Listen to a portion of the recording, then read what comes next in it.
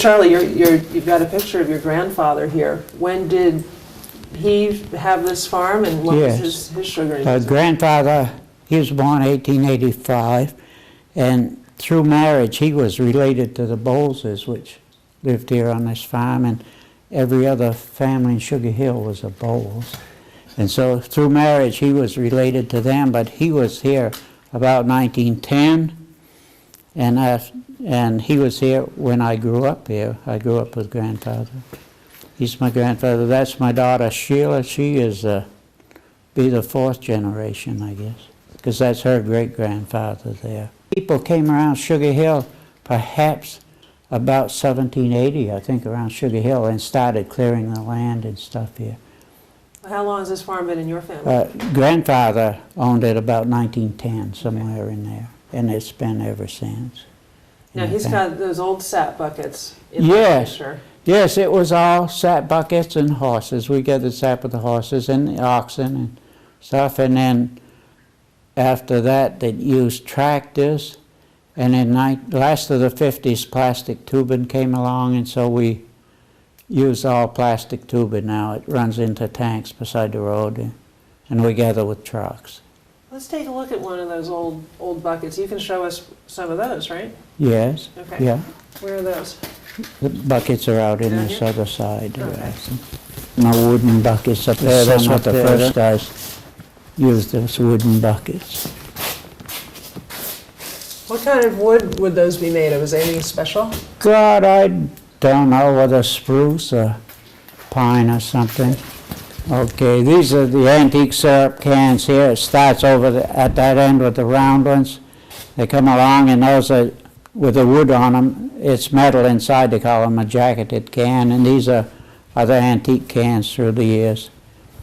They usually, this is a Concord, New Hampshire one with just 4 numbers. There's a telephone number on that. And now it's all plastic jugs like that. This was the last of the sap buckets, 1978. Tubing came out on the last of the 50s, but up in the pasture where we had cattle in the summer, we didn't put tubing. We still used buckets. And now we put tubing in there and we roll it up and take it out.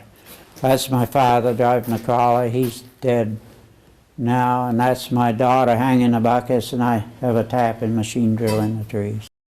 Where we get our sap mostly now is up on that hill there, and there's about 90 acres there, and it's a sugar woods, and we have our tanks and tubing there, and we are improving the land all the time, cutting out the trash trees to make a maple orchard. And we tap. There's 1,800 there probably that run in a tank, but there'll be several, probably 3,000 or 4,000 in about 15 years. If some young kid taps them. I ain't going to be here in 15 years, but some kid will have a sugar woods and a sugar house if they want to.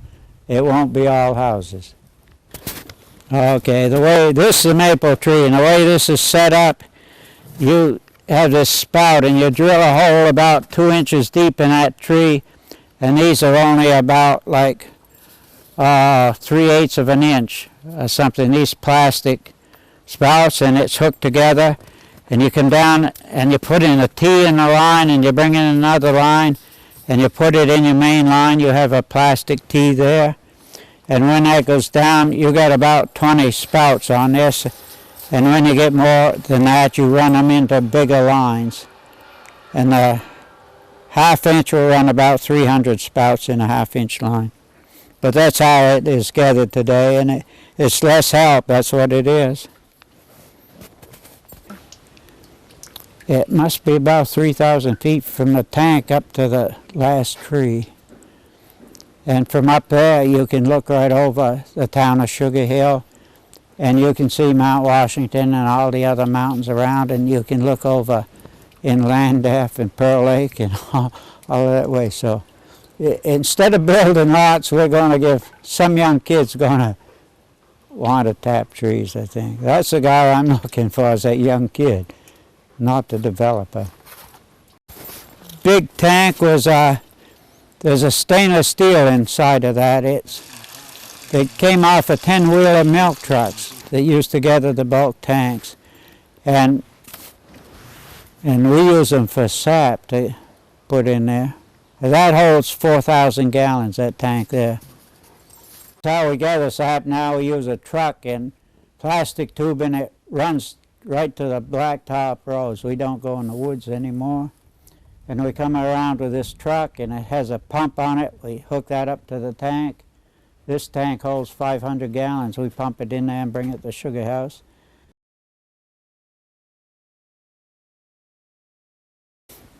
This is where we boil sap.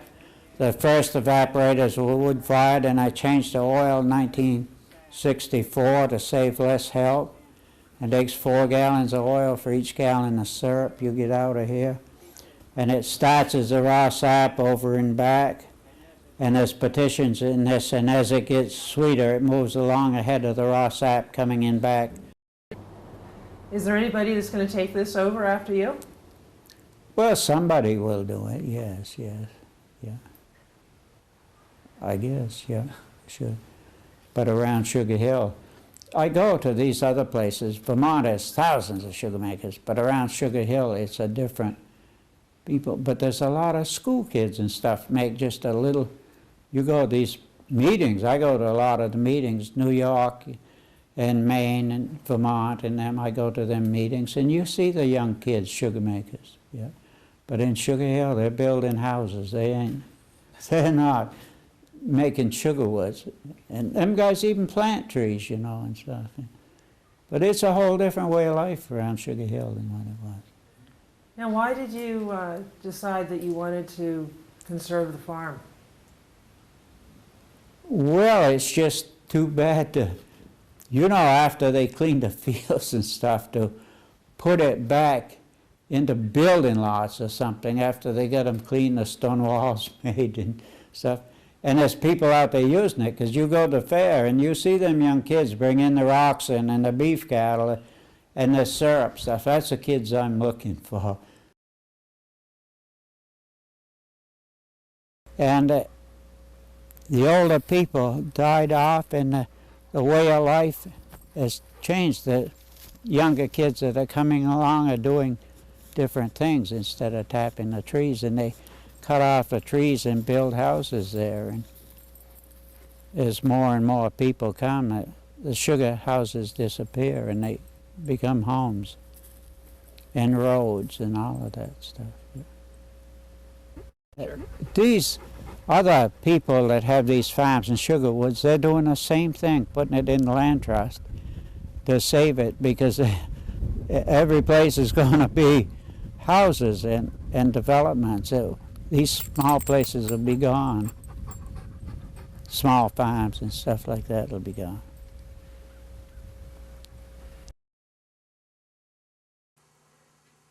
In October 2004, Charlie Stewart permanently protected his land, all 300 acres. He donated the development rights to the Ammonoosuc Conservation Trust. The trust will now ensure that the land remains undeveloped and open for farming, wildlife, and public recreation. The town, in dedicating its 2004 town report to Charlie, stated, "Mr. Charles Stewart, through his generosity in protecting his land forever, is helping conserve the picturesque and rural character of Sugar Hill."